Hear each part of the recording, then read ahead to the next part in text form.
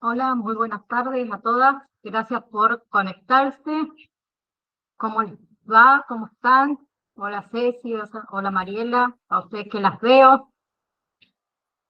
Bien, chicos, las arrancamos. Em, em, no, la clase pasada, eh, hola Yolanda, habíamos arrancado con niñez y adolescencia, ¿se acuerdan? El martes, ¿no? Habíamos visto lo último, que eran las actitudes de los padres, lo que no debemos hacer con respecto a la niñez y con respecto a el control de esfínteres, o sea, la quita del pañal y demás. Lo que vamos a ver en la clase de hoy, con lo que vamos a seguir, es con las señales que, eh, o mejor dicho, con los diagnósticos de la infancia. Vamos a seguir con eso.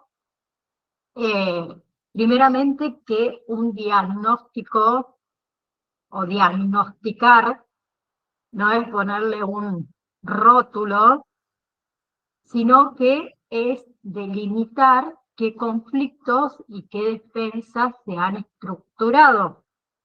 ¿Bien? Y tenemos algunas conductas que nos pueden ir preocupando a medida que el niño va creciendo. Tenemos las conductas durante el primer año de vida que nos pueden llamar la atención, que son, por ejemplo, la mirada vacía, eh, la ausencia de mímicas o la ausencia de gestos cuando los llamamos por su nombre o por su apodo o como le digamos, eh, la falta de sonrisa, ¿sí? Que no siga a la madre o al padre con la mirada, ¿bien? Luego, a fines del primer año de edad, las conductas que nos pueden preocupar o llamar la atención es que no nos reconozca, no reconozca la presencia de los padres o de alguna otra persona que es significativa, ¿sí? Que el niño, por ejemplo, no se angustie cuando la madre, más que nada, que en esa etapa es cuando está muy aferrada a la madre, no se angustie cuando la mamá se va o cuando no está presente, ¿sí? Que no tenga gestos de alegría, es otra cosa. Los trastornos del sueño de forma permanente también es algo preocupante. Los trastornos de alimentación también de forma permanente. Otra cosa que llama la atención es que el niño no responda, ¿sí? Cuando mencionamos su nombre. ¿Bien? Otra cosa son los rasgos significativos de la adquisición de la motricidad. Esto sucede a fines del primer año de edad. Luego, a partir de los 2 años de edad, lo que nos puede preocupar es que no reaccione directamente frente a la separación de la madre, ¿sí? Eh, que no pueda armar juegos imitativos, por ejemplo, que no diferencie entre lo animado y lo inanimado. Bien, otra cosa que puede llamar la atención es que el niño, perdón, ahí voy, que el niño le decía no haya esbozado de lenguaje ni de comunicación alguna, o sea, que no pronuncie ninguna palabra a su manera, pero ninguna palabra, ¿no? Bien, luego, a partir de los 3 añitos de edad, las conductas que pueden preocupar es que no intente por ahí conectar con otros niños, ¿sí? Que no manifieste ninguna curiosidad por lo nuevo, por algo novedoso. por ejemplo, en este caso ella un juguete nuevo, ¿bien? Otra cosa que nos puede preocupar es que entre en ese estado de miedo, de temor, de terror frecuentemente, ¿bien? Otra cosa es que el niño no soporte estar con otra persona que no sea la mamá, que no identifique un familiar de un extraño, ¿sí? Que en ese niño predomine más lo que es la apatía, lo que es la tristeza. Y por último es la ausencia de registros de dolor, de calor, de frío. Bien, a partir de los 4 años de edad, esas conductas que nos pueden preocupar o llamar la atención es que el tipo de contacto que tiene el niño sea de estilo robotizado, ¿sí? Que el niño esté en un estado de alerta permanente, si hay ausencia también de juego dramático, que el lenguaje sea confuso, ¿sí? Que haya actos estereotipados o que haya también frecuentemente golpes o accidentes. ¿Bien? Luego, a partir de los 5 años de edad, esas conductas que nos pueden preocupar es, por ejemplo, que el niño no juegue con otros niños, que confunda la fantasía de la realidad, ¿sí? Que no pueda realizar esa transición, alguna frustración que tenga. Bien, sabemos que cada niño tiene su tiempo y tiene su ritmo, ¿sí? Eso tengámoslo siempre en cuenta, ¿no? Porque vamos a suponer, mi hija de 2 años por ahí no se expresa de la misma manera que la hija de Mariela, no significa que mi hija por ahí tenga alguna enfermedad o algún trastorno, sino que a lo mejor le puede llevar un poquito más de tiempo, pero siempre prestemos atención a todas estas conductas, porque por ahí los padres tenemos esa corazonada de que quizás algo está sucediendo. ¿Bien? Entonces, lo que es el crecimiento no es homogéneo ni es simultáneo, no comparemos, ¿sí? Tiene más que ver con momentos. ¿Bien? Vamos hasta ahí para arrancar con algunos trastornos.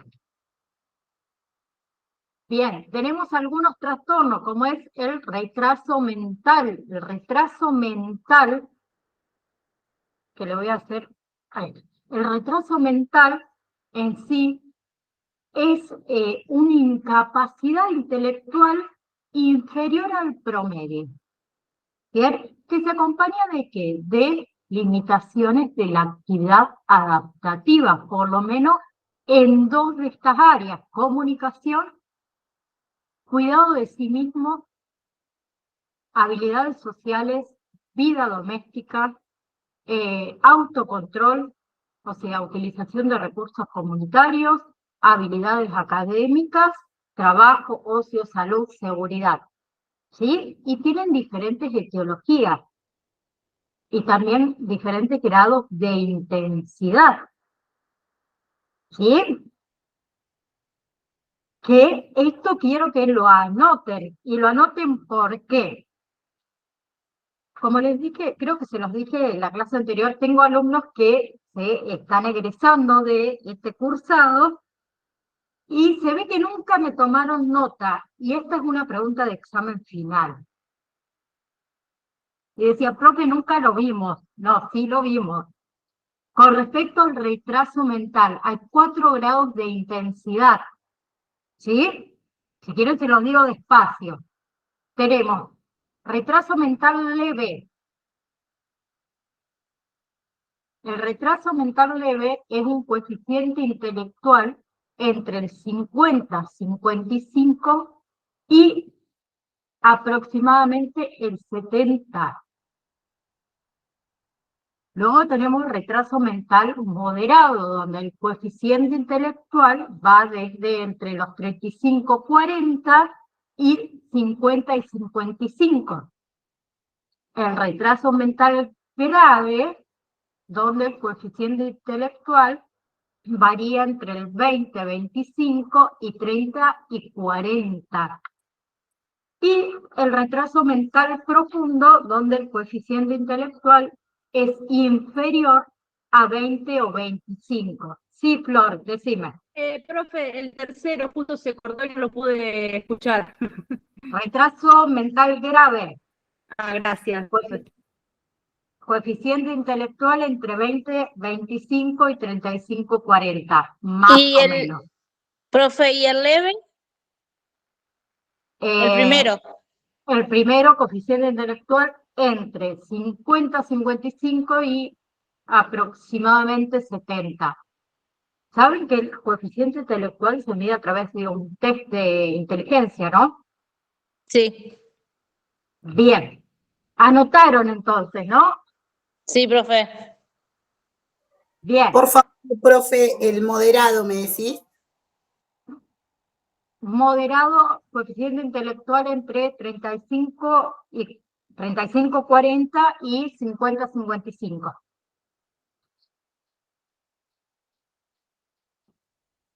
Gracias. Bien, entonces, tenemos diferentes sinónimos también. Marce, decime.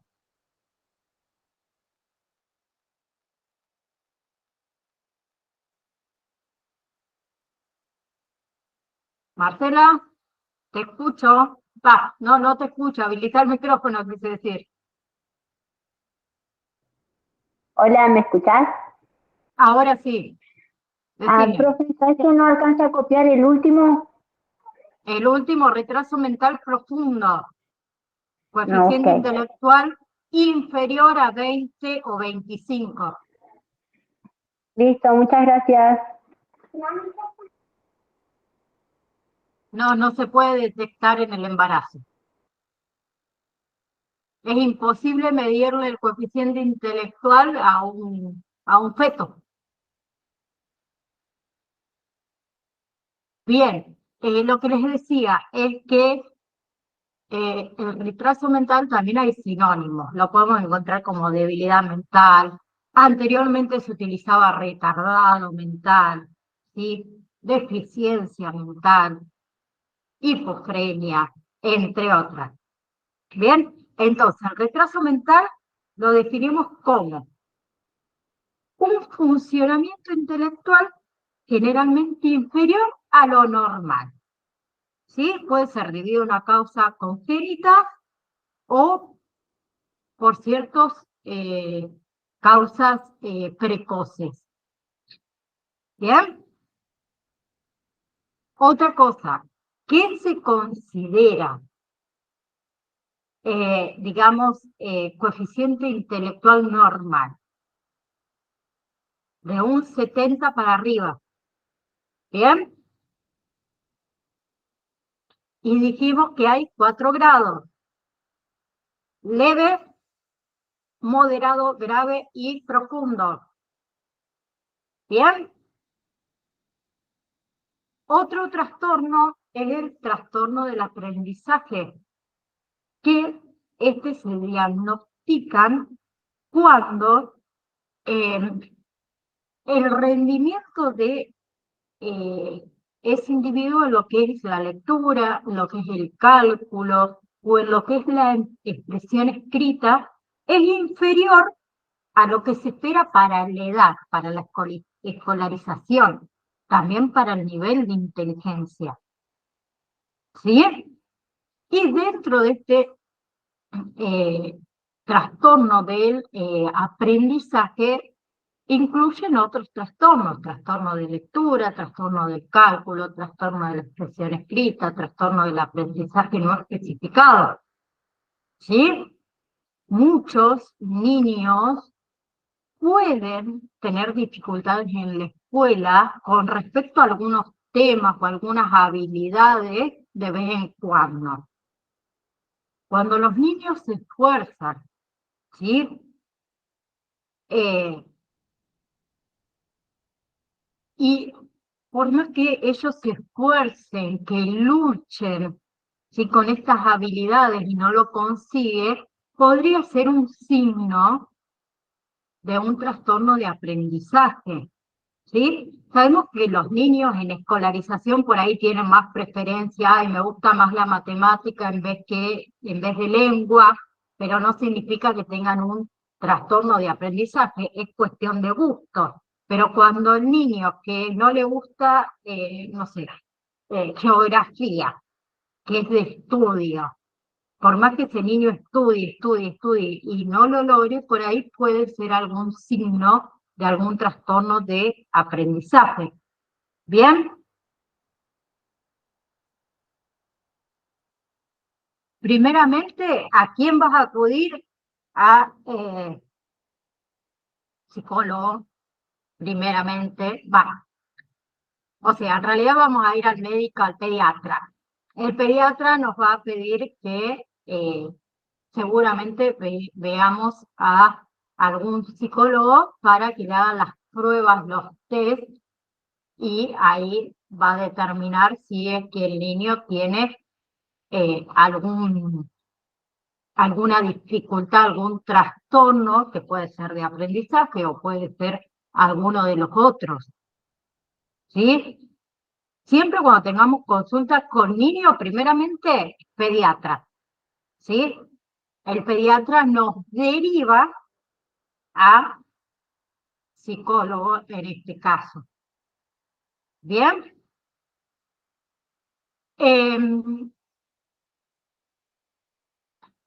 Lo que le decía, tener un trastorno, digamos, de aprendizaje significa que un niño tiene una dificultad, ¿bien? Aun cuando tenga motivación o inteligencia en general que no esté afectada. Y algunos de los síntomas de los trastornos del aprendizaje son, por ejemplo, la dificultad para distinguir entre la derecha y la izquierda, ¿sí? Invertir letras, palabras, números, después de primero o segundo grado, más o menos, ¿no? Que es cuando ellos aprenden. Otra cosa es la dificultad para reconocer patrones, ¿sí? O clasificar objetos por tamaño, por forma, ¿sí? La dificultad para entender o para seguir instrucciones o para mantenerse organizado. La dificultad para recordar lo que por ahí acabó de decir, ¿sí? O también cuando el niño se acelera o cuando se olvida lo que acabó de leer, cuando hay una falta de coordinación al moverse, cuando hay dificultad para realizar tareas con las manos, como es cortar, escribir, dibujar. ¿Bien? Cuando hay dificultad, por ejemplo, para atender lo que es el concepto del tiempo.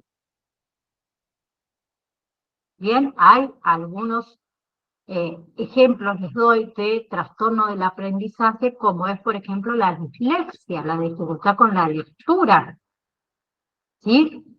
Después tenemos la discalculia, por ejemplo, que es la dificultad con las matemáticas, ¿sí? La disgrafía, la dificultad con la escritura. ¿Bien? ¿Qué sucede? Los niños con trastornos del aprendizaje pueden sentirse bastante frustrados, ¿sí? Por no poder dominar ese tema a pesar de todo el esfuerzo que haga. Puede comportarse mal, ¿sí? ¿Bien? También lo que es el trastorno del aprendizaje puede presentarse con otros trastornos, como son los trastornos conductuales o emocionales, como es el trastorno por déficit de atención e hiperactividad, TDAH, ¿sí? O ansiedad. Bien, entonces toda esta combinación puede hacer que sea bastante difícil para un niño tener éxito en la escuela. Bien, entonces lo que es el diagnóstico adecuado de cada trastorno va a ser crucial para que el niño pueda recibir la ayuda que realmente necesita. ¿Sí? Como les dije antes, tenemos, por ejemplo, el trastorno de las habilidades motoras. La coordinación motora, que se sitúa por debajo de lo esperado, dadas las edades, digamos, cronológicas del sujeto y también de la medición de inteligencia. ¿Bien? Que está dentro de los trastornos de las habilidades motoras, tenemos el trastorno del desarrollo de la coordinación, que se abrevia TDC, ¿sí? Que se establece si la alteración afecta, digamos, el desempeño de las actividades diarias, ¿sí? Y si no está asociado también con otra patología, ¿no? Bien.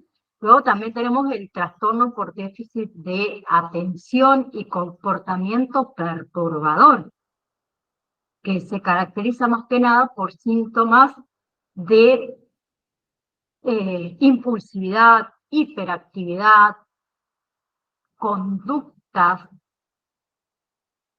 desadaptadas de la norma social, que acá incluye ¿qué? Trastornos disociativos o amnesias disociativas, trastorno negativista desafiante, trastorno por déficit de atención con hiperactividad. ¿Bien? ¿Sí? Con respecto a, haciendo una parte de los trastornos por déficit de atención y comportamientos perturbadores, les había nombrado que también se incluye el trastorno disociativo o disocial. ¿Sí? Con respecto a los trastornos disociativos, se conocen tres tipos. Tenemos la amnesia disociativa, los trastornos de identidad disociativo y los trastornos de personalización. ¿Sí? Por otro lado, teníamos el trastorno negativista desafiante, que más allá que de que el niño tenga un buen comportamiento, puede ser que esos niños sean difíciles, que sean desafiantes en ciertas ocasiones. Entonces, si nuestro hijo o la persona que nosotros cuidemos, o el adolescente, el niño pequeño, manifiesta, digamos, un patrón frecuente y persistente de lo que es la ira, las discusiones, la irritabilidad, la desobediencia, ¿sí? Es muy posible que también padezca de este trastorno negativista desafiante. Entonces, como padres, acá hablo como padres, lo que no debemos hacer es intentar controlar a un niño con trastorno negativista desafiante uno solo. Por eso se requiere muchas veces del acompañante terapéutico. Podemos recibir ayuda del médico, podemos recibir ayuda de profesionales de la salud mental, psicólogos, psiquiatras, expertos en el desarrollo infantil, ¿sí? Acompañantes terapéuticos. Bien, a veces es bastante difícil, digamos, reconocer la diferencia entre un niño de carácter fuerte o emocional y un niño con trastorno negativista desafiante. Bien, los signos, digamos, del trastorno negativista desafiante, por lo general, comienzan durante la edad preescolar. ¿Bien?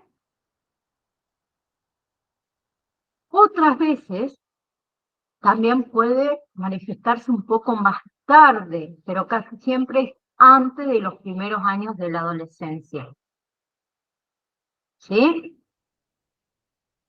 Por otro lado, tenemos el trastorno por déficit de atención e hiperactividad, que es una afección crónica, sí, afecta a muchos niños y a menudo continúa en la edad adulta, ¿sí? Que incluyen una combinación de problemas persistentes, como la depresión, hiperactividad, el comportamiento impulsivo, ¿sí?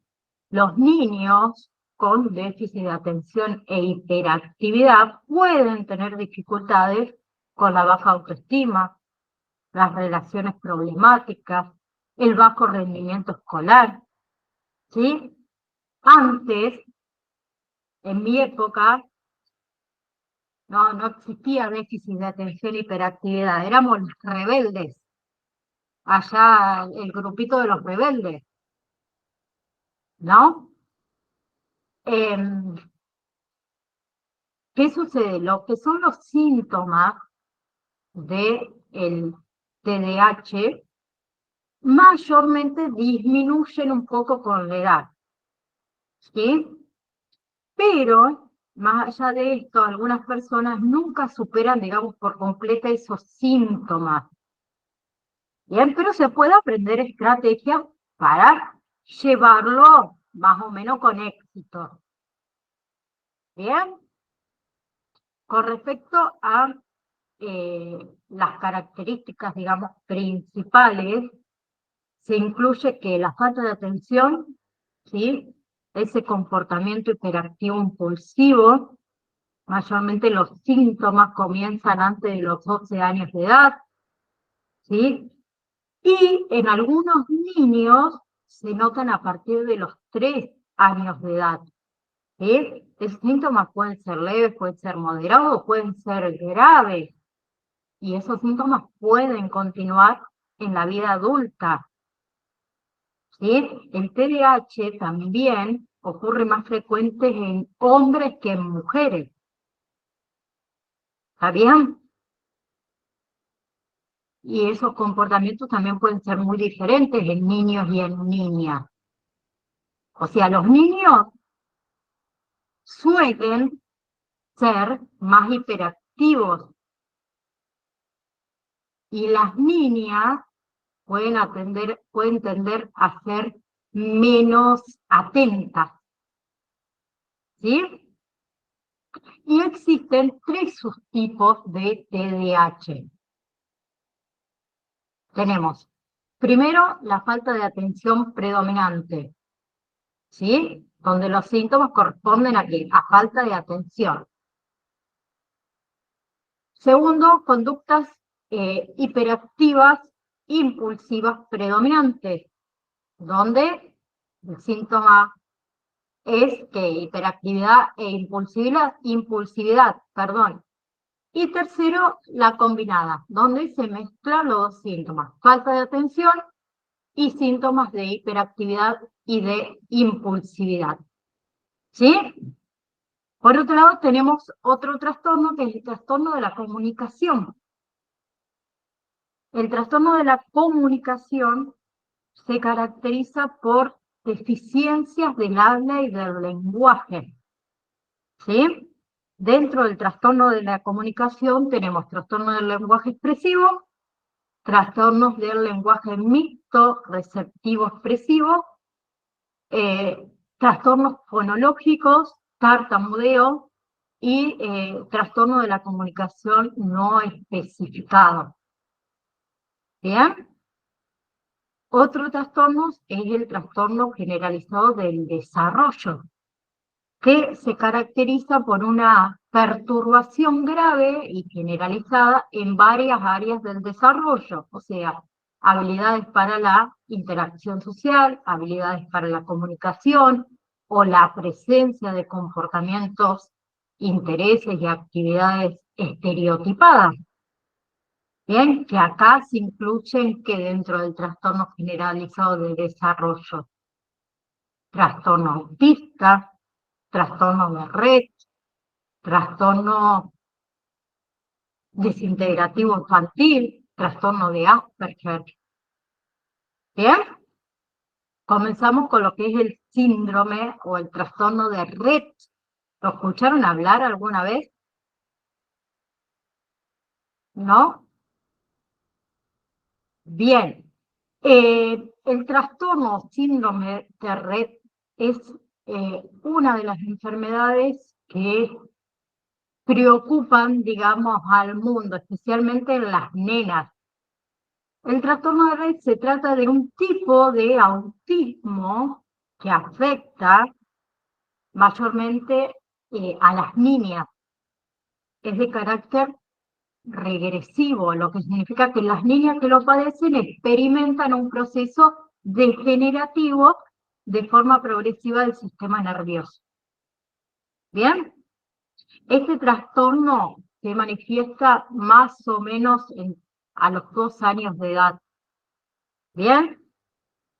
¿Cómo se manifiesta? En forma de alteraciones de la comunicación, en la motricidad fina y gruesa, en la cognición. ¿Sí? Se trata de un trastorno genético, neurológico y del desarrollo. Es poco frecuente, pero afecta la forma en la que se desarrolla el cerebro y causa una pérdida progresiva de las habilidades, como les dije, motoras, de habla, de la capacidad intelectual. ¿Sí? Bien. Otra cosa que les quiero decir con respecto a este síndrome o trastorno, es como se trata de un trastorno genético neurológico y del desarrollo, quien lo padece va a depender de los demás por el resto de su vida.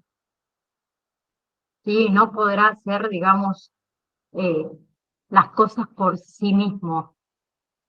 Les cuento algo personal. Como ustedes saben, soy una mujer adulta mayor, pero yo tengo, mejor dicho, porque vive una compañera que cuando íbamos al jardincito le diagnosticaron a ella el síndrome de Rett. Le dijeron que su hija no iba a vivir más de los 18 años de edad porque se iba a ir degenerando todo en lo que es el cerebro y las habilidades, tanto motoras, habla y demás. Los padres, imagínense, devastados. ¿Por qué? Porque al mismo tiempo tenían otra nena, ¿sí? Que quizás tenía el mismo síndrome. Como es algo genético, ¿qué sucedió? Hoy en día viven, la mayor tiene 35 años, pero está prácticamente postrada, silla de rueda o cama. No puede hacer nada por sí mismo. Sí, es así. Pero anteriormente se daba poca expectativa de vida.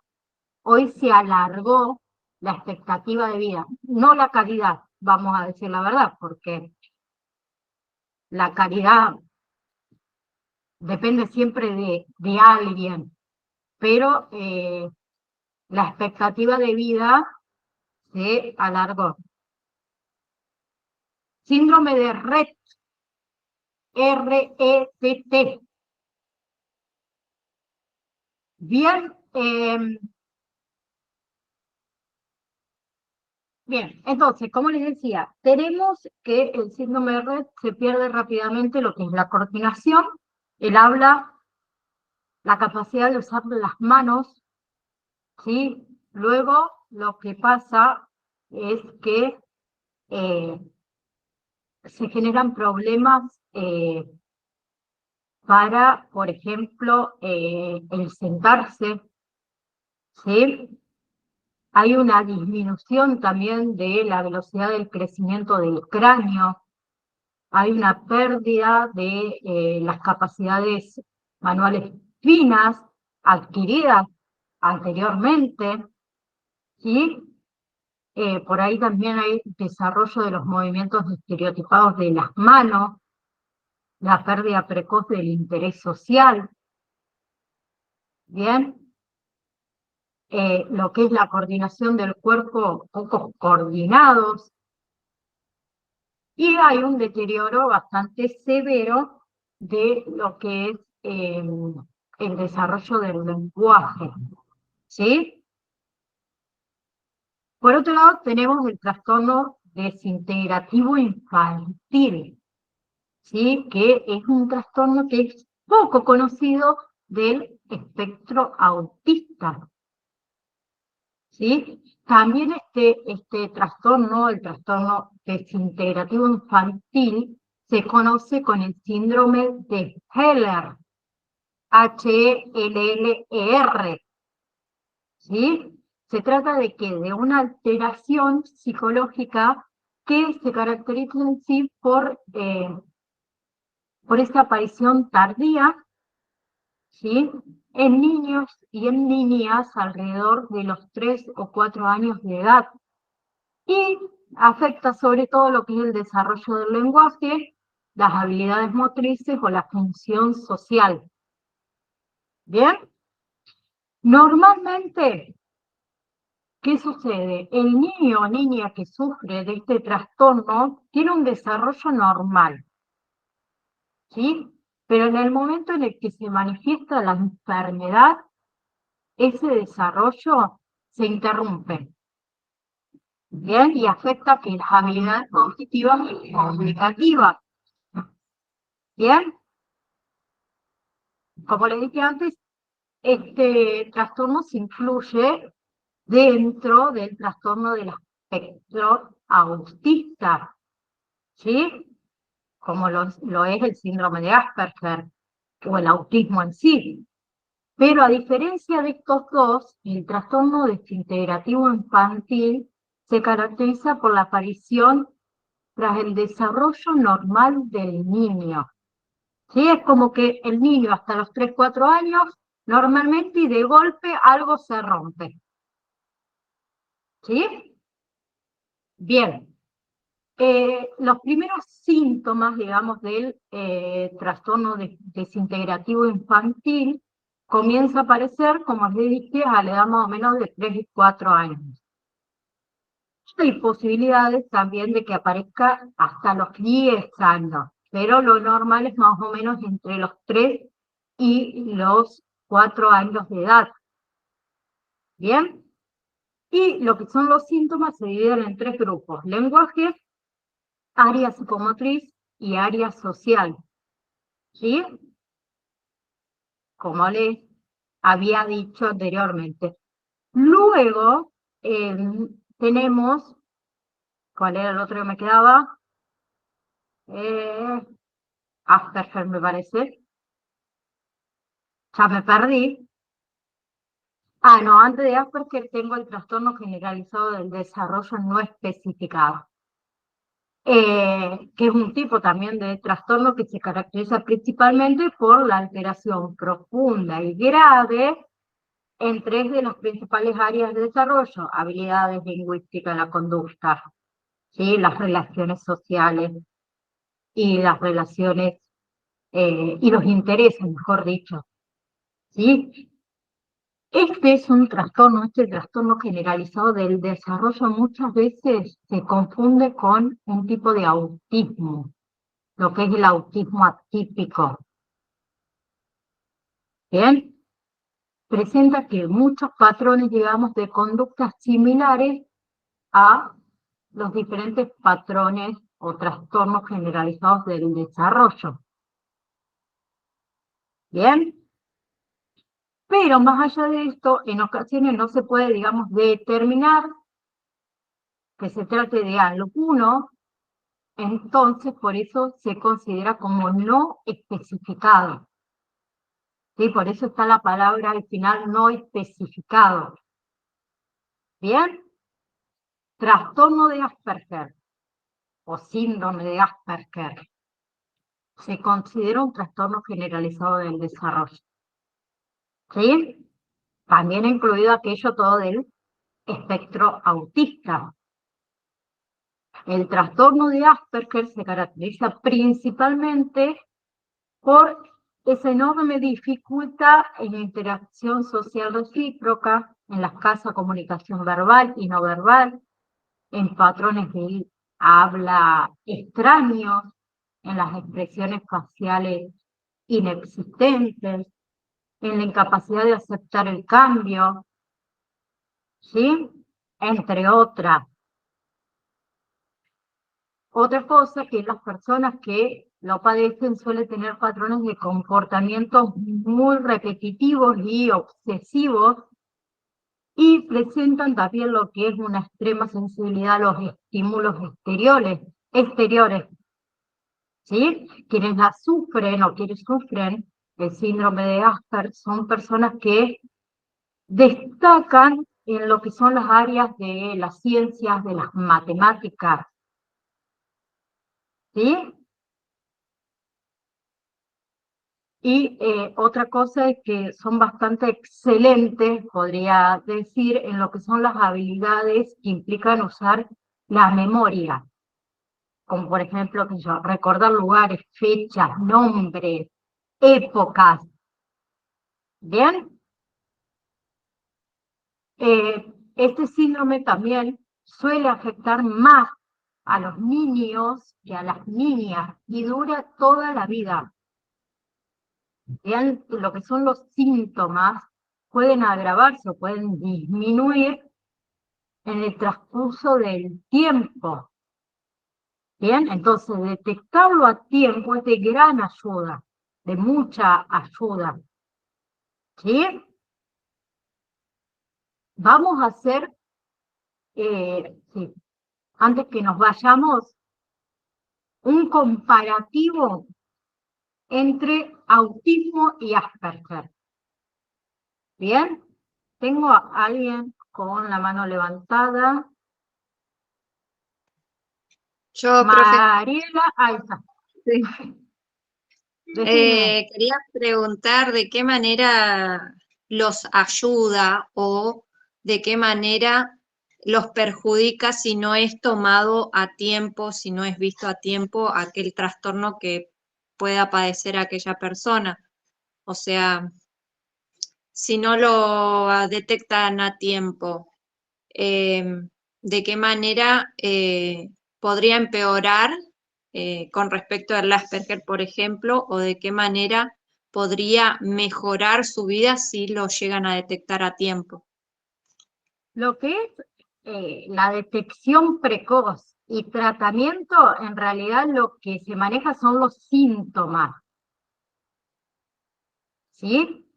No es que vamos a hacer un tratamiento y vamos a suponer una persona con autismo, de golpe con el tratamiento no tiene más autismo. Lo que hace lo que es el tratamiento y la detección precoz es la disminución o le enseñan, mejor dicho, vamos a decirlo de esta manera, a cómo controlar sus síntomas para tener una vida un poco más llevadera.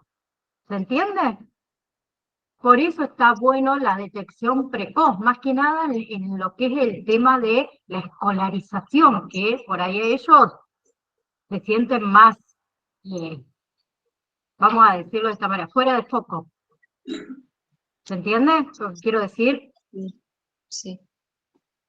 En eso afecta. No es que va a curar la enfermedad que se detecte a los 5 años y si se detecta a los 30, no, la enfermedad no se cura. Lo que se trata son los signos y los síntomas de la enfermedad, para que tengan una vida un poco mejor. Claro, es como que no disminuiría el nivel, digamos, de aquel trastorno que tenga, sino que los ayudaría a poder entender aquellas situaciones que se les presentan en la vida y sepan cómo actuar y el por qué les suceden esas cosas. A eso sería. Eso sería, así es, Mariela. ¿Alguien más? Marce. ¿O quedó con la mano levantada, Marce? Me parece que quedó con la mano levantada. Bueno, esperen, antes que nos vayamos. Le quería hacer una diferenciación, autismo y Asperger. ¿sí? Autismo, la sintomatología, como dijimos, es muy variada, ¿sí? Y también es muy variada su evolución. Suelen tener una relación buena con lo que son las máquinas, personas con autismo, ¿sí? Otra cosa, suelen, por ejemplo, caminar en puntitas de pie o hacer el aleteo, no sé si alguna vez han visto, eh, tienen movimientos estereotipados, ¿sí? También suelen utilizar el cuerpo del otro como instrumento, ¿bien? Las personas con autismo también pueden tener una mirada vacía, puede haber ausencia de mímicas, de gestos, de llamadas, ¿sí? Por ahí también puede suceder que no diferencien entre familiar y extraño. Todo esto en la niñez estamos hablando, ¿sí? Puede ser que el niño tenga un desborde ante la modificación de su ambiente. Y Asperger tiene, por ejemplo, dificultad para relacionarse con sus iguales, falta de empatía, tiene una dificultad para comprender lo que es el doble sentido, ¿sí? Tiene una resistencia a los cambios, prefieren todo lo que son actividades más mecánicas, ¿sí? Tienen también alteraciones comportamentales, tienen intereses desbordantes, excesivos por ciertos contenidos, o sea, como esa presencia de rituales. Esto se hace así, así, así, así. Y no cambiemos, ¿bien? Tienen por ahí torpeza motora, más que nada lo que son ciertos exámenes que se hacen neuropsicológicos. Tienen, las personas con Asperger tienen una inteligencia normal, ¿sí? Y por ahí tienen una hipersensibilidad ante ciertos estímulos. ¿Bien? El síndrome de Asperger, entonces, es un trastorno dentro del autismo, ¿sí? Que recientemente se ha diferenciado, digamos, no, tampoco se detecta en el embarazo, que se ha diferenciado rápidamente de lo que es el autismo típico, que se mantiene dentro, digamos, del espectro, perdón, autista. Existe, la verdad, poca información sobre el pronóstico, digamos, de los niños, pero bueno, el motivo en sí es que se considera que los niños con Asperger, comparados con las otras formas de autismo, cuentan con mayor probabilidad de convertirse, digamos, en adultos independientes y de llevar una vida normal o absolutamente normal, ¿sí? O sea, es más frecuente que las personas con Asperger, ya de adultas, tengan un trabajo, tengan una profesión, ¿sí? Obviamente que esté relacionado con el área que a ellos les interesa. Entonces sí se vuelven competentes, ¿sí? Bien.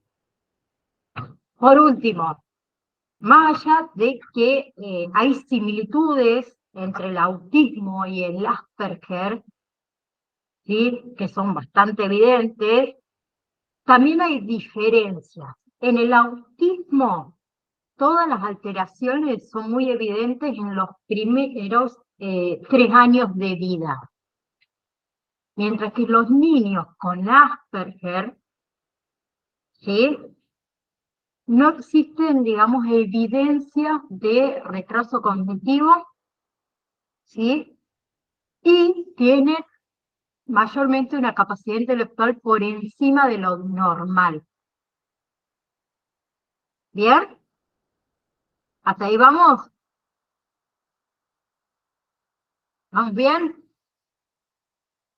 La Sí, clase profe. próxima vamos a seguir con un poco más de autismo y Asperger, que me interesa que lo sepan. Déjenmelo anotarlo antes que me pierda.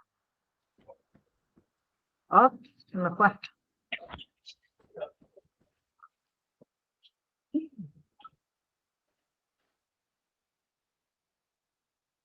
Porque después ustedes ya me conocen que por ahí salgo con temas que no iban, así que me lo anoto. Eh, Otra cosa, ustedes me van...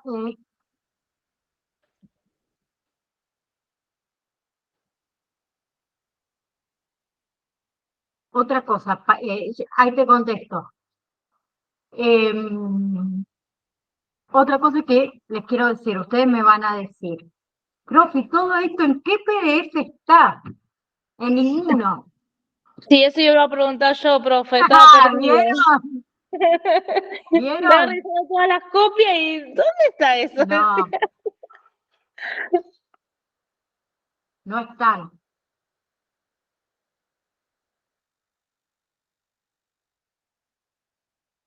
No están, por eso siempre pido que vean las clases grabadas, ¿sí? Con respecto a lo que preguntó la compañera, ¿las causas cuáles son? Los genes. ¿Son los genes? Hay factores genéticos, sí, los hay. Bien, pero también hay otras causas que ya las vamos a ver. O sea, no está solamente en los genes, las causas. Bien, Sí. obviamente vamos a suponer un padre o una madre con autismo. Hay un factor de riesgo de que su hijo pueda padecer autismo, porque tiene una mayor probabilidad, pero no significa que lo tenga. Bien, ya vamos a ver todo eso la clase que viene, porque muchos también me han preguntado, che, profe, ¿y eso es hereditario? No, hay factores de riesgo, que lo mismo pasa con todas las enfermedades. ¿Sí? Supongamos, mi mamá y mi abuela sufrían presión arterial alta. Lo más probable por factor de riesgo es que yo o mis hermanas o los venederos también suframos presión arterial alta. Son factores de riesgo, ¿sí? Después hay ciertos otros factores que no son ni de genes ni hereditarios, que lo vamos a ver la clase que viene, ¿sí? Así seguimos un poco más con autismo y Asperger, que me interesa que lo sepan, y comenzamos con lo que son los juegos. Bien, los tipos de juegos, para después seguir con adolescencia. ¿Sí? ¿Alguna duda? ¿Alguna pregunta? No, profe. No, no, seguro. Les digo que todavía no hay evaluación. Quedamos en la 3, por las dudas. Lo repito de nuevo. Sí, todavía seguimos con la... Acuérdense que hay 3 validaciones, no se dejen estar. Marce, decime. Profe, consulta, porque ya a veces me cuesta poder conectarme porque como trabajo y bueno, ahora pude. Entonces, en la cuarta validación sería que puede ser tema de pregunta la clase, en este caso que no está en el PDF lo que estuvo diciendo. Puede ser, por eso les dije que tomen nota.